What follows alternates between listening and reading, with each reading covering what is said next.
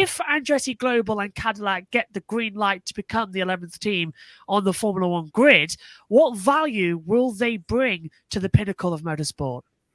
Well, Josh, I think Andretti is going to bring a lot to the pinnacle of motorsport if they're able to get into Formula One. For goodness sake, it's the name Andretti. I don't know how much valuable you can get than that, but obviously a lot of people in the Formula One paddock feel differently. And looking at Andretti, they're in multiple series of cars. Go IndyCar, they have representation, supercars, Formula E, IMSA with Acura, Wayne Taylor Racing now. Andretti is all over the world. So Andretti truly is Andretti Global. So I'm actually really struggling to see why some people in Formula One don't think Andretti can bring any value to the grid right now. Formula One has gotten as big as it's ever been in the United States. And I think having another American team to join Haas F1 is going to be really big for Formula One. And if they decline to take Andretti on to become the 11th team and expand to a 22 car grid, I think it would be a major mistake. Well, let's just go through real quick some of the major highlights through this saga here. And I'll talk more about this in an op-ed for Brock Beard and lastcar.info that'll be published in the next couple of days here. But Michael tried to buy the Sauber Alfa Romeo team, or at least a majority stake in it. That deal ended up falling through. So he was determined to get on the grid no matter what and said, forget it, I'll just start my own team. But then he was told, that's not enough. We need to know that you're committed. We need to know that this isn't some kind of fluke, shady business deal here, even though I would think the name Andretti, like you mentioned, Kobe, would be enough to convince people of that. So he decides to break ground on a $200 million headquarters, a 575,000 square foot headquarters in Fishers, Indiana. That's going to be the head of Andretti Global and their head base. But that still apparently wasn't enough. So now he goes and he brings in Cadillac and GM, one of the biggest manufacturers in the world, certainly here in America. And it's still being met with a lukewarm reception at best. I simply don't understand it. I know we'll get into that a little bit later on here in this segment. But I mean, you want to talk about value? How about the name Andretti alone? Your 1978 world champion as well, Mario Andretti. Michael, his son, has been absolutely determined to make this happen. I truly hope that he can make this happen because, we're not talking about a shady kind of rich energy deal here. I think you know what you're getting. You're getting a man who is very committed to do whatever it takes to get onto the Formula One grid as the 11th team. And I mean, my goodness, if partnering to bring in a new manufacturer, if that's not enough, then I don't know what is. Coming to Ben first as well, because I know he's been hot on the topic as well. Why do you think so many in the F1 paddock are so strongly opposed to Andretti Global and Cadillac crashing the party, so to speak? Well, I think it's very simple. I think Michael even alluded to it himself. It's a matter of greed. Toto Wolff has said this from the beginning. He doesn't want the prize fund diluted by adding an 11th team. So the question remains, what value can you bring to kind of offset that? I think we made that very clear here in the opening. But Josh, I just want to go back. I want to repeat the quote that you mentioned here from the BBC article, because I really want to drive home the point for people watching us and listening and getting the sense that this arrogance and elitism that's coming from Europe and certainly not all fans and people from that part of the world, but from some, this idea that F1's the pinnacle, nothing else comes close, and those fools over in America don't really know what they're doing. Within F1, there is a general sense that many of those racing in America in categories where teams buy cars off the shelf and run them with fairly small-scale operations don't quite grasp just how high the level is in F1, how complex the task. First of all, Michael knows better than anybody. He drove in Formula One in 1993, so he knows firsthand what that world is like and what it takes to compete at that level. But, Josh, you mentioned this as well with McLaren. I can think of a couple of other examples as well. Red Bull used to have a NASCAR team. Red Bull was in NASCAR's Cup Series for 5 years. They won 2 races in that time span.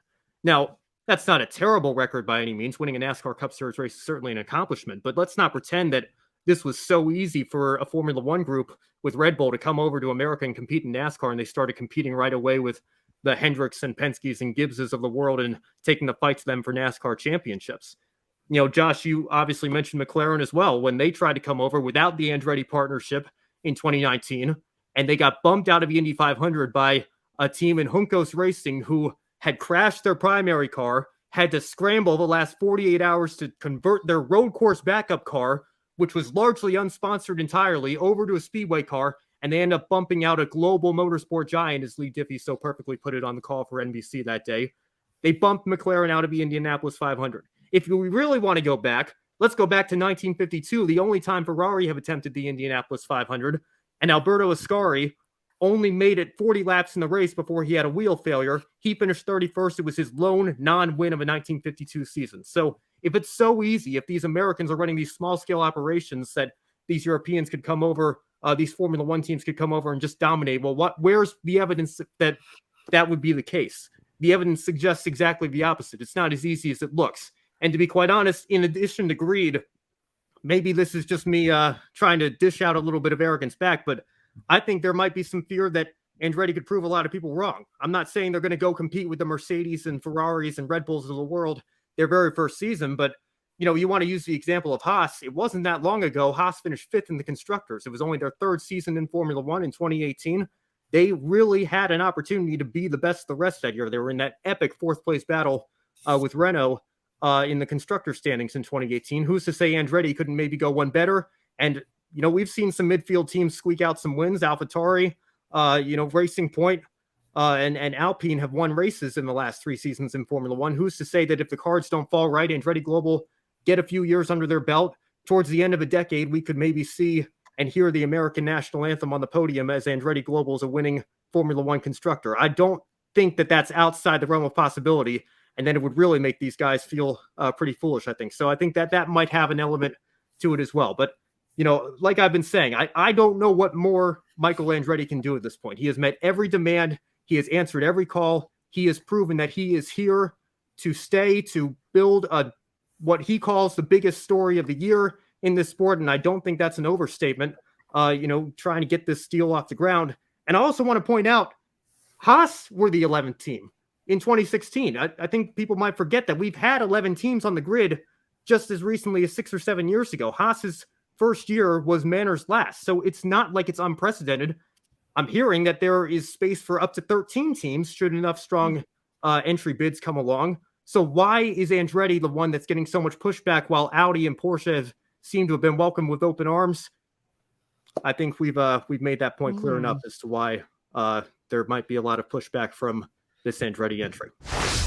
Yeah, Ben, and honestly, it's just a whole bunch of hypocrisy from the Formula One paddock here. It's insane. Like you were saying, what more can Michael Andretti do? He's checked every single box that was asked him, and it's still not enough.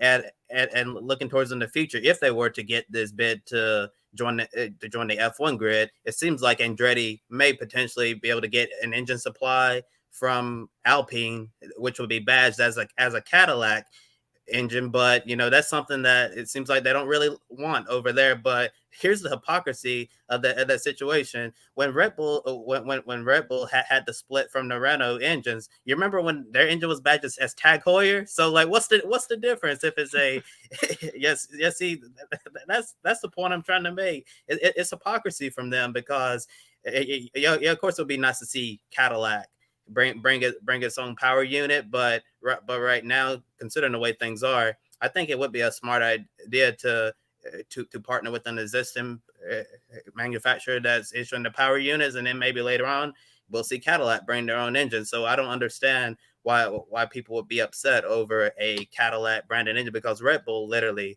did the same thing and nobody batted an eye at all.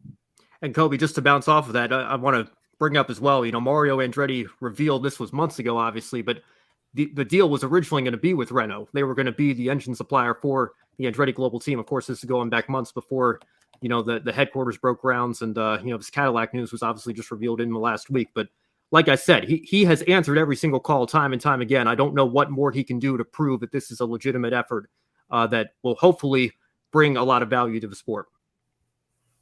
Yeah, and Adam saying a Cadillac F1 car, that would be cool. Absolutely. I think it's something good news in Formula One that we've got so many manufacturers coming in as well. Amber JJ, hello Amber, first time this year, says F1 is going to lose fans in America. Oh. I agree, because F1's been on a boom. We've been talking about it for 3 seasons now as well coming up.